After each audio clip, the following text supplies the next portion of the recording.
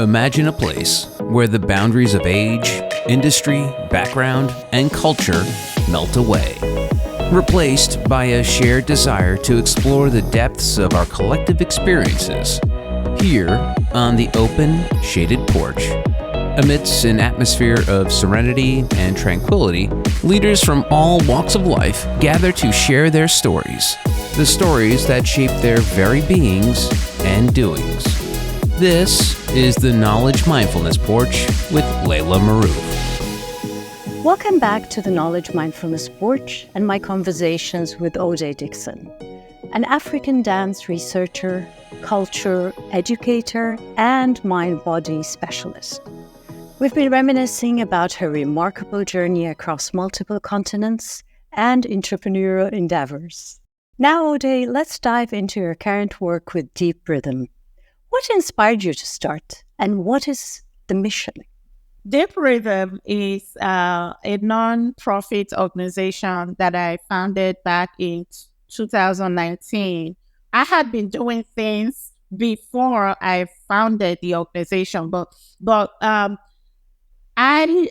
was teaching dance, African dance, as a form of folklore, teaching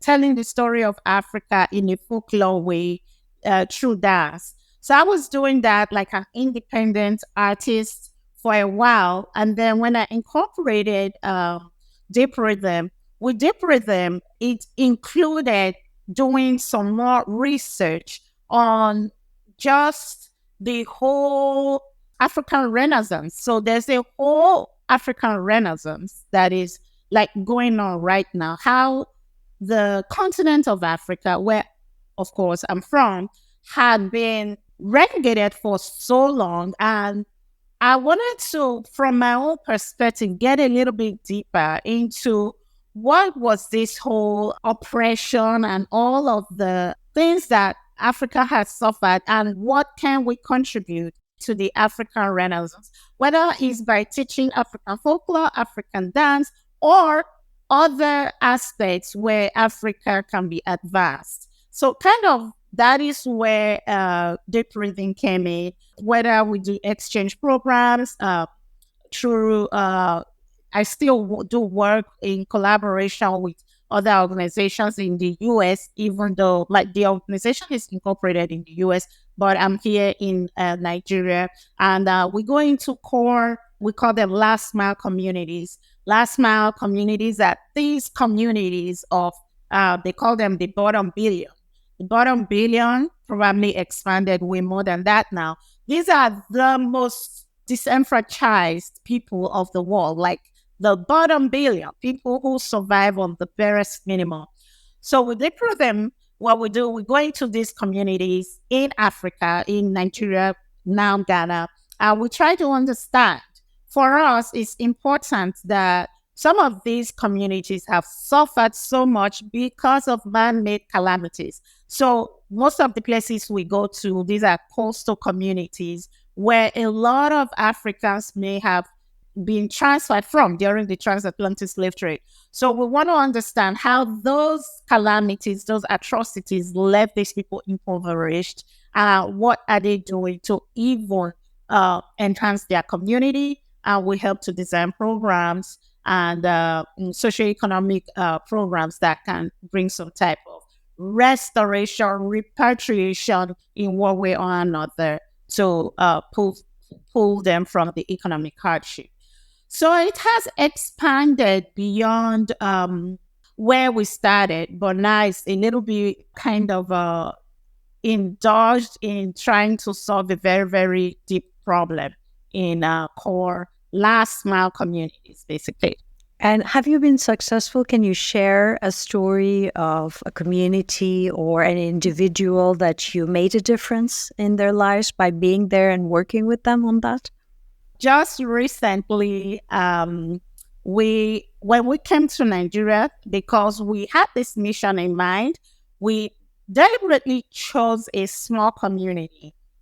This was the community where it's called Badagry. It's a small town in Nigeria, Lagos, Nigeria. This is the community where the slave ports where Africans were taken from during the transatlantic slave trade. So we lived in that small rural area for 7 months. But we did this deliberately because we wanted to be immersed in these people's lives, like wanted to see firsthand how do they even survive. So during those times, we made some really great relationships, connections with people. We became really good friends with a lot of them. One of these such people is a lady called Deborah Avoseh, or they call her Iya David. Iya means mother of David. So Iya David, Deborah, she weaves mats. She hand weaves mats. So these hand woven mats that are made from like a raffia material. And this material that she uses is a reed, the reed that grows along the riverbanks. So this reed grows along the Badagry Creek. And she has a little area, like a little farm that her husband has passed on. But this was a farm, like a property that her husband acquired and passed on to her. So she goes and she harvests these reeds. She harvests them so delicately in a way that when she cuts them, like she just planted, these things were planted one time and that's it. It's not anything that you harvest and you have to go replant again. No, she harvests them in a way that they regenerate by themselves. They will grow back by themselves. So she harvests these reeds so meticulously, and then there's the way she dries them, and after drying them, she weaves them into these really cute mats. What's so fascinating, because I bought the mats from her, put them on I decorated my little area with it. I should have sent you a picture. I'm going to send you one. I'm going to send you a picture. But anyways, so I was like, oh my goodness, this is amazing. So we did a story where we went with Deborah to her farm. We rode on a canoe, went deep into the creek side, spent the entire day with her, watch how she does the process of harvesting the whole night. And now Landscape Magazine in Canada did a call for stewards of the world, people who are really the caretakers of our world, in a world that has been so devastated with corporate greeds and just taking away from our world. And all of a sudden, everybody's panic. Oh my God, the sun is heating up. Let's do something about it. Well, for 50, 100 years, they've been telling you what you're doing is destroying the world, but because of greed, corporations just refuse to listen. But you have people like Deborah who delicately takes care of our world. And Landscape Magazine, they just mind blown. They asked me to submit the story, and they are working on publishing it now. So that's one way that we do work, by just highlighting the story of these people. Like, they are the most underrated, the most unappreciated of our world. Yet these are people who are taking good care of our planet, and so that's one way we recently did it. By the way, that same story here in Ghana, this is still early, so it's still early, but the University of Ghana Theaters Department are thinking of making an adaptation out of this story. So we're excited, of sharing this. That is amazing stories. Are you documenting this? The project with the Landscape Magazine, that was basically like a whole photo essay. It was like a photo documentary. And then I do videos as well. And then I write about them. I've not published some of these writings, but I journal them. So I have videos, I have photos, and, I'm documenting them. That's amazing. That is amazing. I don't know, how do you do it? How can you juggle between all this? Tell me, what's your secret? How can you do it that? I'm not gonna lie, it's not easy, but I learned so much from, I think, some of the people that you and I probably know. So one of the things I learned from those really great teachers, to do some of this type of work, you're going to have to reduce, and reduce some more. The thing I do is I try to make my work very central about a thing.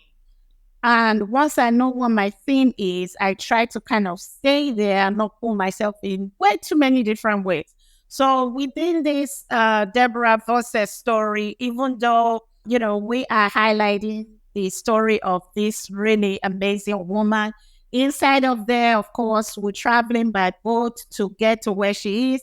That's an opportunity to bring my kids to learn their boating lessons. So in that century, I'm teaching, they are learning Julius is teaching them their boarding skills, and so you can kind of centralize your work in a way that you don't thin yourself out too much, which is how best I like to do it. So yeah, that's one trick. Just reduce so many distractions and zoom in on what the focus is.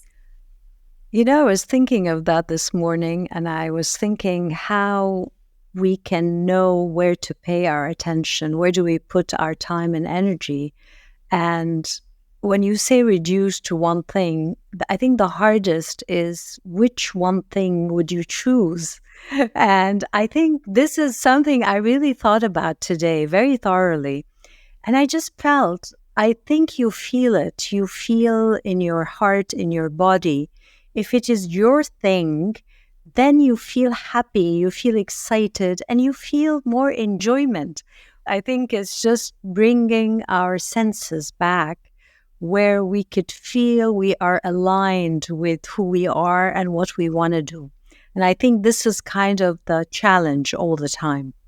It is a challenge, but it's also a growth thing, Laila. I can't even imagine some things that used to excite me 5 years ago, and right now, like, no, I'm not interested. You know what I mean? Like, it's a growth thing. Like, once you start realizing those things, like you said, that really light you up, you really have to pay attention to what they are. Sometimes you are so used to them, you don't even realize. Oh man, what is that assessment? I think it's called the Colby assessment. It's one of those self-assessment tools. And I did it. I'm going to send it to you by email. But when you do that assessment thing, it will kind of tell you that these are things that you knew about yourself, but because you are so close to them, you don't even appreciate them. You don't even think that people will appreciate them about you.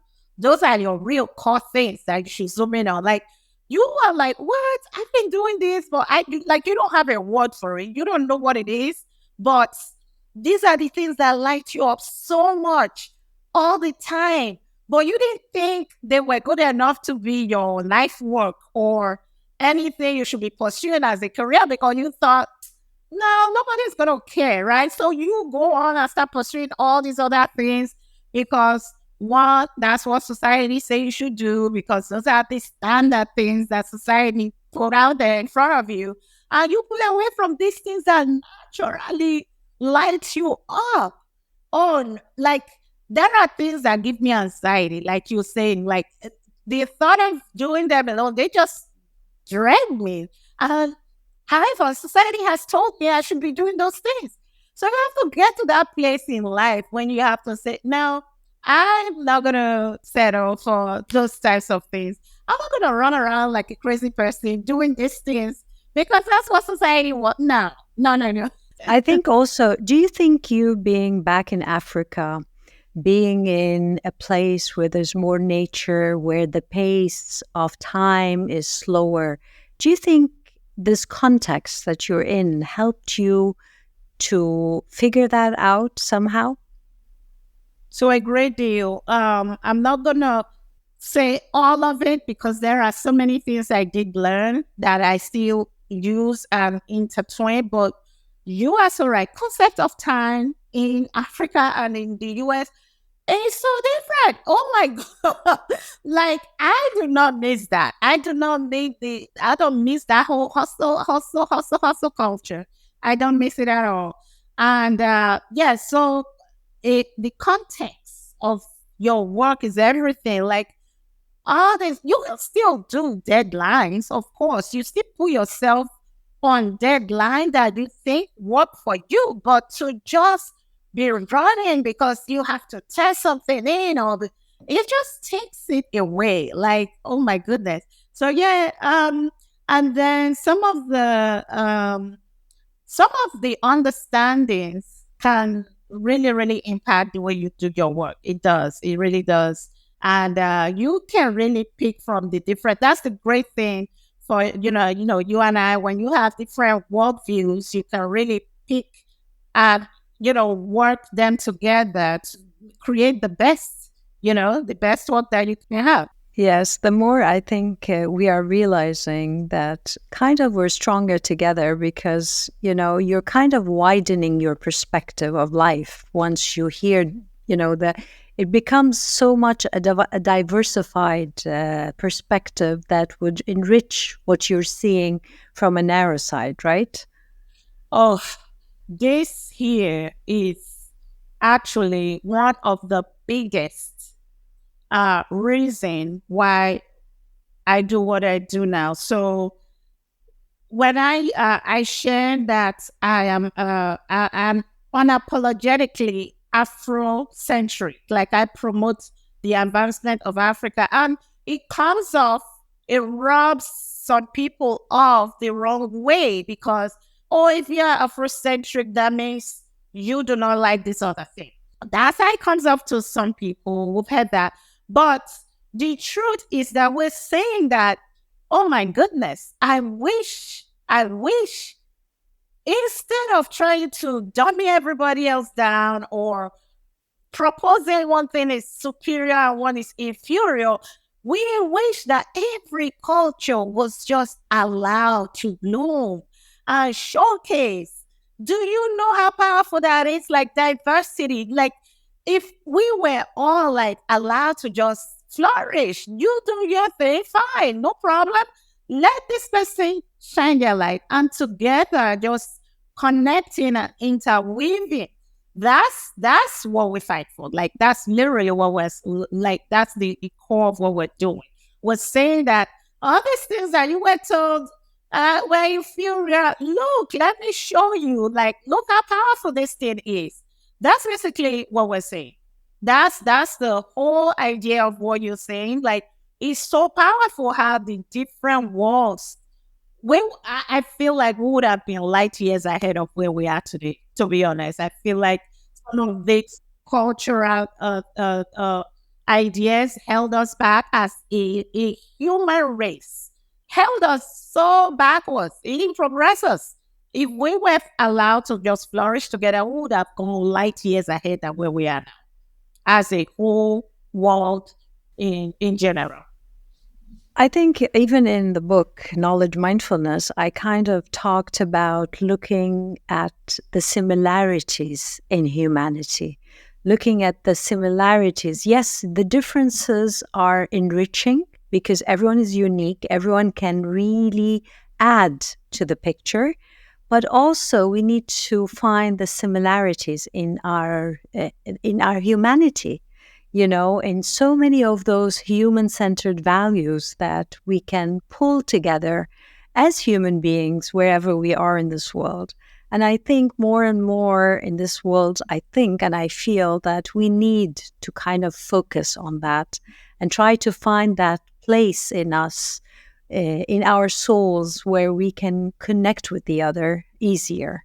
Find that. And I just love that, and I've put it in the book in many ways and many stories and many examples also. But tell me, what's your biggest worry now for the future? I'm not gonna lie to you, Laila. I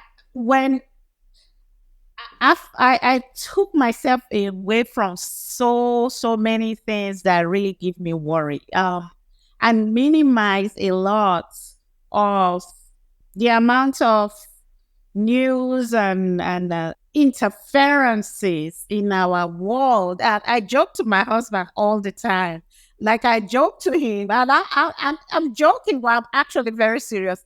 I tell him, where in the world does not have government? Like, I want to go live in a place that doesn't have government interference in our and do you know, Laila, there are about 3 places in the world that don't have government.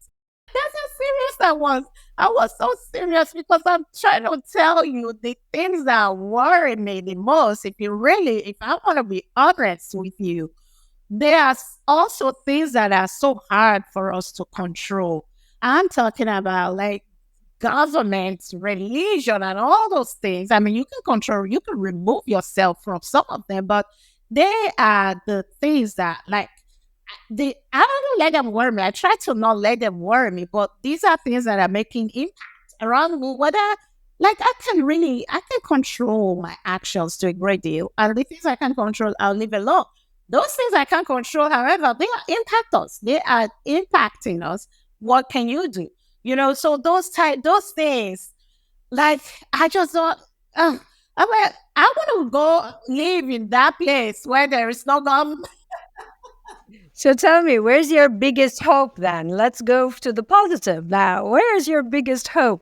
My biggest hope is that I like the fact that a lot of things, and we learned this, at least I learned it at first from the community where we were, where we met, Peter Diamandis.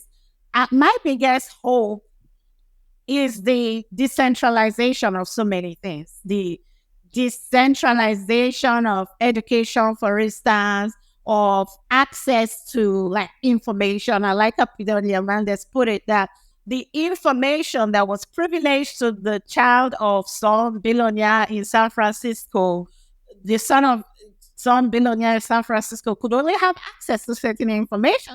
That information is available to the poorest kid in nowhere Africa right now, or India or somewhere, by the power of the technology in their hands. So I like that whole decentralization of so many things, from education, information, all of that.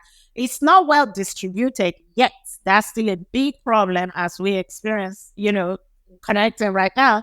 But it's still very hopeful. Like the hope is there. I'm seeing it even in small communities that I still belong to. I've removed myself a lot from a lot of social media, but the little places where I still interact. I'm seeing how people are able to use all these things that have been decentralized. People are able to make money online, or do, things that were just privileged to certain people before. Education, you can literally get any information you want now. That is very hopeful. The fact that you can also censor, if you can censor you're not handed things anymore. You can go out there and do the research for yourself. Those things are we can't be bombarded with whatever anymore, unless the person is not worried. You can do the research for yourself. And, so that is very hopeful. They say, I'm very hopeful about that people can take this decentralization and make really, really smart decisions for themselves, So that to me is empowering. I love it. Yes, I think I agree with you very much. Tell me, what's next for you, Ode? What's next? I'm starting my MBA in business analytics next month, actually, like literally all signed up, registered. I just chose a date of next month. So I'm going to be zoomed in on that. I have very specific capstone. So kind of like my project that I want to do. We are still boarding, we did. We boarded Lagos extensively, over 1,000 hours on the backwaters and the intercoastal waterways of Lagos. So now my husband and I and the entire family, we're getting ready to venture into the Atlantic Ocean. So we're going to be exploring the Volta River here in Ghana, a small town called Adafoa, where the Volta River is a beautiful river, connects the Atlantic Ocean. We're going to be exploring the Volta River into the Atlantic Ocean. We'll actually be on the land side, gone, like the 1 month we've been here in Ghana, just kind of checking out the different ports of call that we're going to be going to, So we're going to be doing that for the at least next 2 years. We're going to be doing that. My capstone is going to be connecting the economic impact of the arts to the emerging blue economy of Ghana. So that's like a research expedition that I'm going to be running here. So it's exciting. And hopefully I can come back again to share more on that with you guys and send you some pictures and videos of what we've been doing, You keep amazing me. You keep inspiring me more and more every time. Really, really, so much so. I really mean it. You are just like full of surprises all the time. And every time it's a new adventure somehow.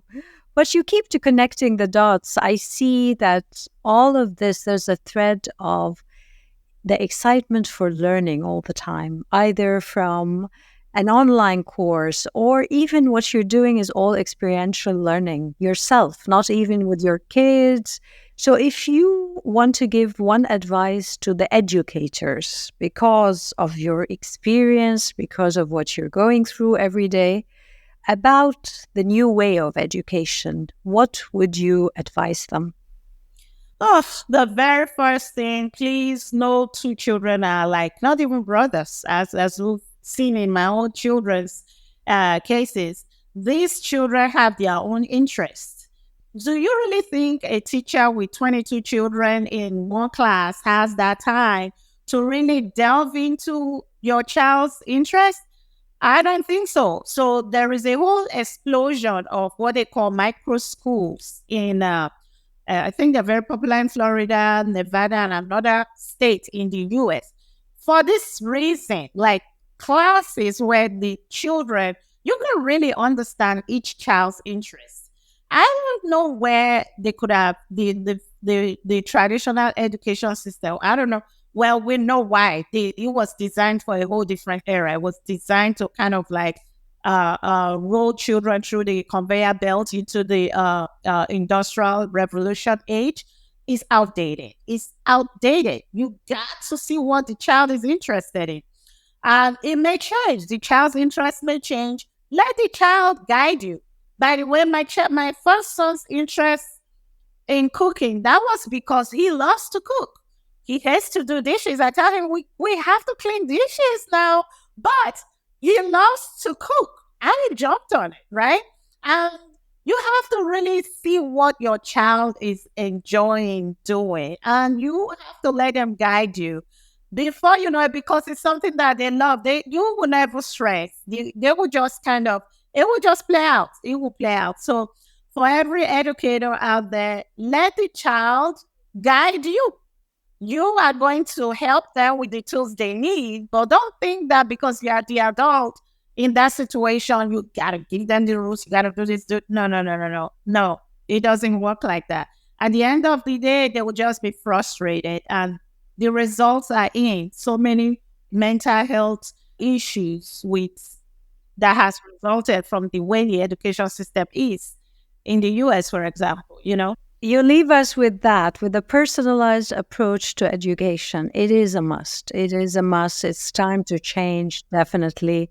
And I can't thank you, Ode, enough for today's real enriching learning experience. Even, just by listening to you, I can't even imagine how it feels that you're there in Nigeria, in Africa, just, learning from the communities, giving back to the communities. And I think you're doing a great, great job, and you keep inspiring me. And thank you so, so much for being with us here today. Thank you, Laila. I've enjoyed my time with you. I missed you so much.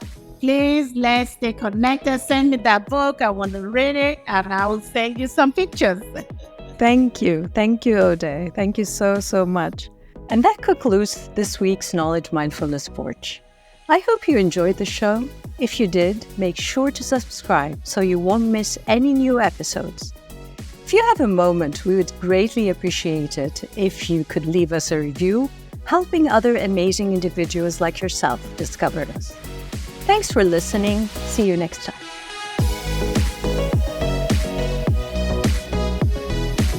You have been listening to the Knowledge Mindfulness Porch with Laila Maroof. If you want to join the movement of knowledge mindfulness and shape the world of tomorrow, go to drlailamaroof.com. The Knowledge Mindfulness Porch is a production of Forbes Books.